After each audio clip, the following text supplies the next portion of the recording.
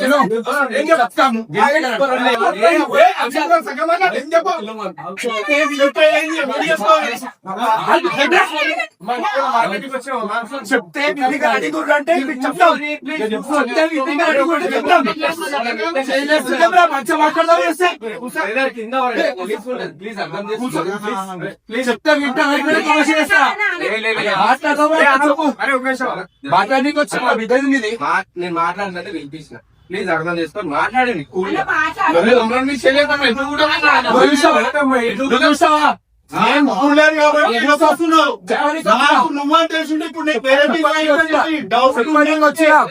Doubt ఉన్నందుకే నేను ఇక్కడ ఉన్నా అదే నిజమాన్ని వేరే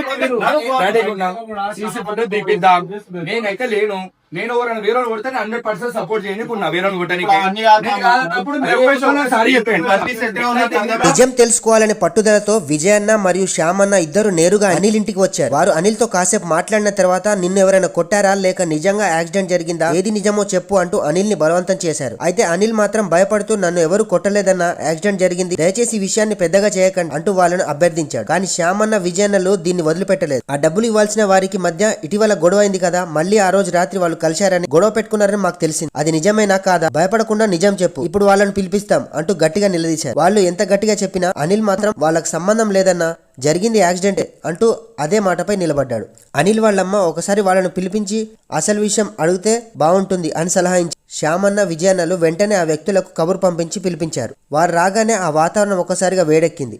మా అనిల్ మీద ఎలా చేవేస్తారు అంటూ శ్యామన్న విజయన్నలు ఇద్దరు కోపంతో ఊగిపోతూ కొట్టడానికి వారి మీదికి వెళ్లారు. అయితే వచ్చిన వ్యక్తులు కూడా ధీటుగా సమాధానం ఇస్తూ వాదించారు. మాకు అనిల్ ని కొట్టాల్సిన అవసరం లేదు, మేము అతనికి ఇచ్చిన డబ్బులు గురించి మా డిస్కషన్ అయింది, మేము ఇచ్చాము మళ్ళీ డబ్బులు తీసుకున్నాము, అక్కడి దాకా మా విషయం జరిగింది, అనిల్ ను కొట్టిన విషయంలో మాకు సంబంధం లేదు అని కరాఖండిగా చెప్పేశారు. వారు అక్కడితో ఆగకుండా నిజంగా అనిల్ ని ఎవరైనా కొట్టినట్లు నిరూపణ అయితే మేము కూడా ఈ విషయంలో ముందుకు వచ్చి అనిల్ ను కొట్టిన వాళ్ళను కొడతాం అంటూ సవాల్ విసిరారు. పూర్తి వీడియో అనిల్ మైకేల్ ఛానల్లో ఉంది, చూడండి.